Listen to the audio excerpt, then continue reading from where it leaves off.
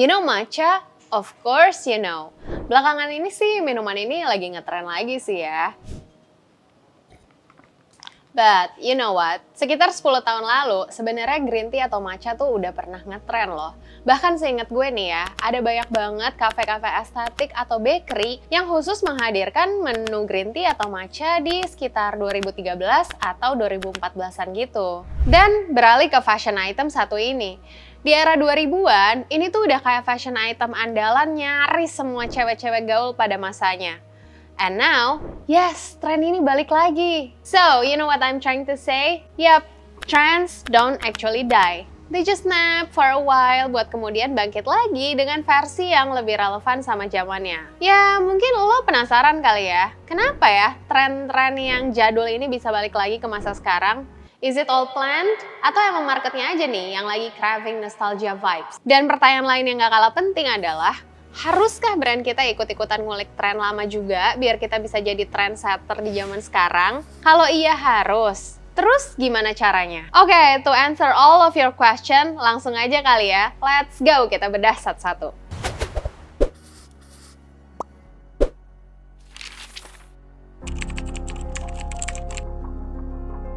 First things first, you gotta realize kalau tren itu bisa berulang karena somehow ada kerinduan kolektif orang-orang terhadap apa yang ngehits di masa lalu. Nostalgia kolektif lah kalau gue boleh bikin istilah. Nah, kenapa perasaan ini bisa muncul? Ya karena perlu kita akui kalau realitas sekarang tuh cukup mentally exhausting. Dari pandemi, krisis ekonomi, perkembangan teknologi yang ngebut banget, semua cenderung bikin orang-orang nyari pelarian. And nostalgia suddenly becomes the new coping mechanism. Dan ini tuh ada contoh konkretnya ya. Lo mungkin masih ingat betapa banyaknya seleb dan influencers yang rame-rame pada pakai koleksi lamanya Adidas, yakni Samba and Gazelle. Not to mention, ada juga data yang nunjukin kalau dalam beberapa tahun terakhir, pencarian Google buat kata kunci Y2K outfit, retro sneakers, bahkan 2000 aesthetic pun melonjak secara signifikan. Well, tapi gini guys, nggak semua tren lama itu bisa balik cuma gara-gara nostalgia sih ya. Ada juga faktor lain yang bikin tren lama ini bisa booming lagi justru dari sisi brandnya. I mean, ada aja tuh ya brand-brand yang peka banget buat milih tren apa yang perlu mereka revive dan surprisingly, it works. Misalnya aja tren HP lipat. Aduh, kalau ada di antara lo yang anak 90-an nih ya, lo pasti ngeh banget kalau sebenarnya model HP ini tuh udah jadul banget. Bukan cuma nongol di era awal kemunculan handphone, tapi model ini juga pernah ngetren di era 2009-2010-an, bahkan saat itu sampai jadi simbol status anak-anak muda gaul.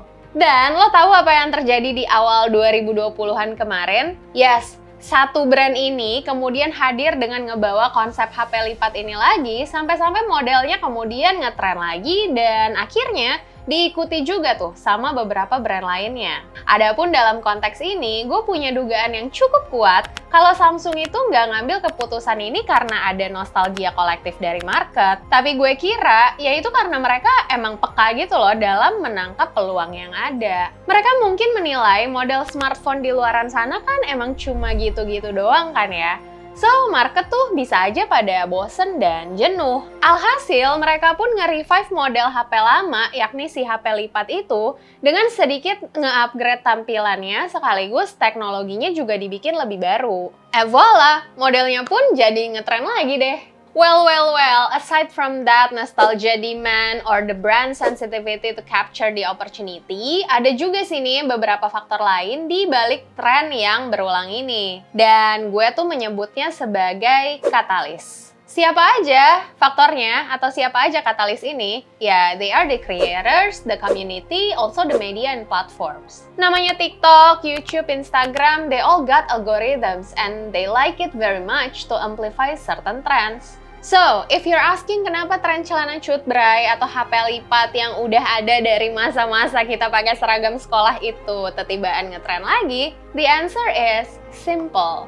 It's all about the combination of user memory, brand intuition, and algorithm virality. Market bareng-bareng bernostalgia ke masa lalu, brand berhasil ngeprediksiin sesuatu dan platforms membantu memviralkan semua itu.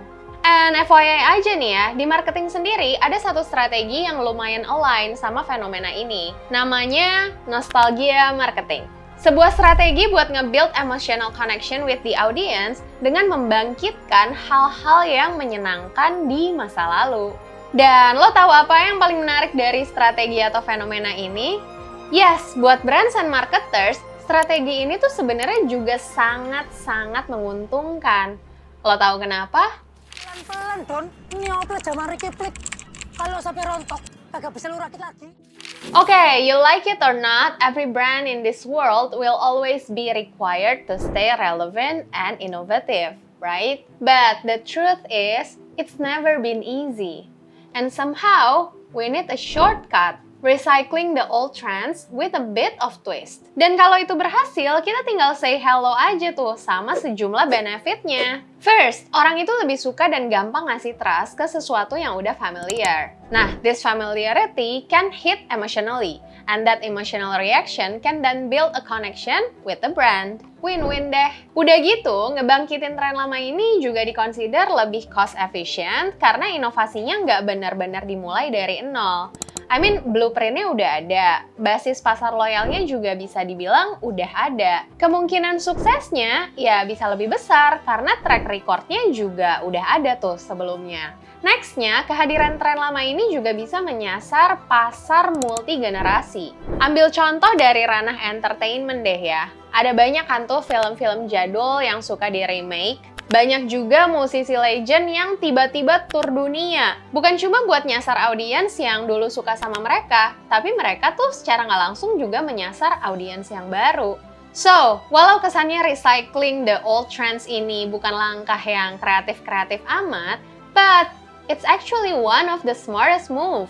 Tapi pertanyaannya kemudian, can all brands actually bring back the old trends? Or the more essential one, should we tap into this kind of strategy? Okay, trust me, this is going to be a part that you don't want to miss.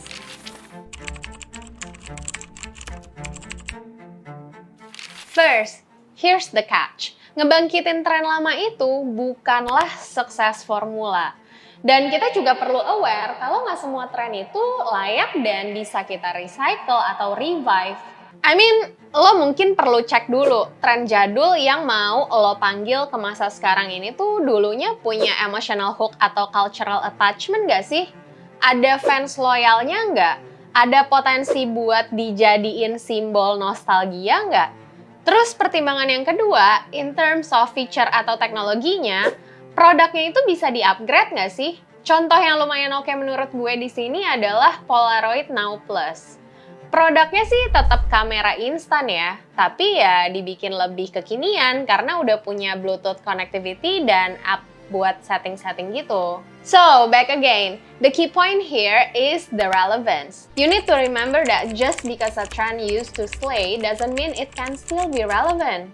Apakah satu tren di masa lalu yang lo consider buat lo bawa lagi ke masa sekarang itu beneran masih bisa dibikin match tuh sama today's vibe, needs, or the lifestyle?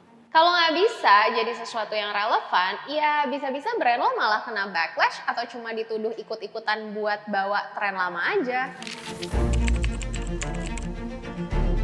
Well, 10 tahun ini, I think ada banyak banget tren baru yang kalau lo telusuri lebih jauh, sebenarnya ya nggak baru-baru amat kok. Menjadi menarik karena fakta ini tuh seolah negesin kalau tren lama pun bisa kita bangkitin lagi as long as it can stay relevant. Dan di dunia marketing, or from marketing perspective, nostalgia marketing ini jelas bisa jadi salah satu inspirasi smart marketing move yang bisa bikin kita connect emotionally with the audience, berinovasi dengan hemat, plus bisa berpotensi dapetin hype yang gila banget kalau emang kita berhasil tuh nyesuaiin tren lama yang kita bawa sama market needs zaman sekarang. Pertanyaannya, kira-kira ada nggak nih tren masa lalu yang menurut lo bakal melejit lagi dalam waktu dekat? Atau lo kepikiran satu tren masa lalu yang kayaknya bisa banget lo dan brand lo bangkitin lagi? Coba tulis di kolom komen ya.